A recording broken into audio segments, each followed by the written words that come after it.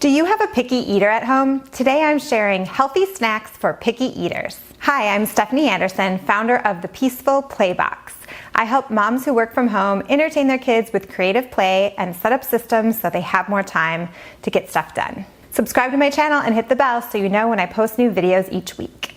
With their little tummies, kids get hungry a lot more often than us adults do. Whenever I'm going anywhere for more than an hour, I make sure to take snacks along to keep their bellies full. Here in America, what's marketed as snack foods aren't exactly the healthiest. Healthy snacks should really be mini meals made up of a healthy fat, a protein, and a carbohydrate. Snacks like this slow digestion and help kids stay full longer. It also helps to avoid the sugar highs and the sugar crashes. I know a lot of picky eaters love goldfish, gummies, and chips.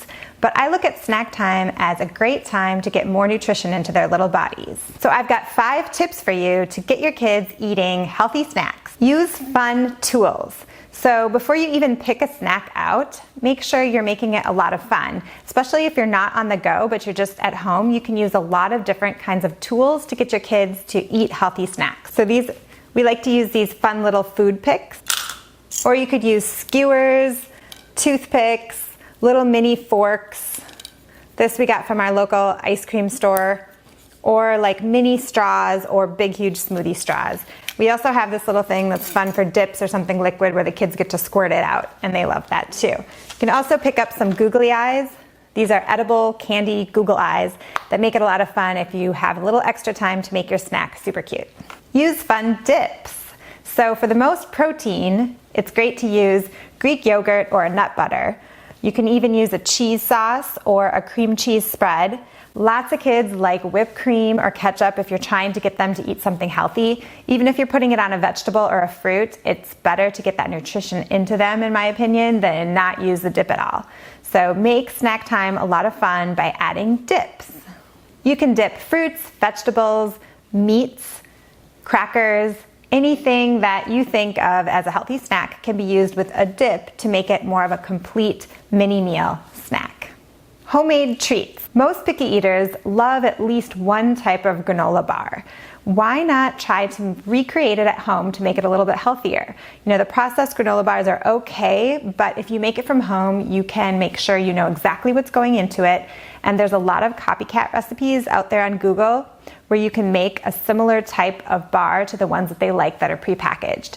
A lot of times too, you can freeze them so they're ready to go. If you want an on-the-go snack, you can just wrap them in some parchment paper in a Ziploc bag, and it makes just a healthier snack that most kids will enjoy. If granola bars aren't your first choice, you can also make little energy bites, and you can choose the ingredients inside that your kids really like. Our favorite has granola, honey, almond butter, flaxseed, and a few chocolate chips. And the kids really like those too. And you can kind of put those in little balls and keep them in your fridge and bring them on the go for a snack with a lot of energy, protein, and healthy fat.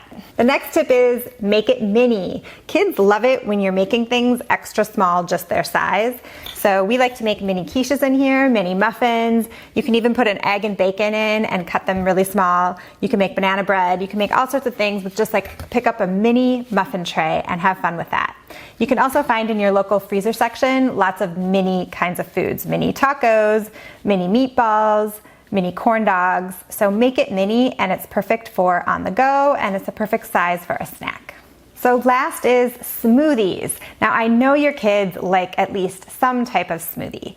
Our kids love sweet things. So when we started smoothies, I got really crazy and I tried to make them a green smoothie and it did not go well. So my suggestion is start off very sweet and then gradually make it into more of a green smoothie. So at first we had a lot of fruit juices, a lot of fruit, and not that much nutrition, but we've moved now where we have a protein, we have chia or flaxseed, we have a bit of fruit, and we also have usually spinach, but we use other greens as well, and sometimes cauliflower. So if you don't have a blender that can make the smoothie very, very smooth, you're not gonna have a lot of success with little kids usually.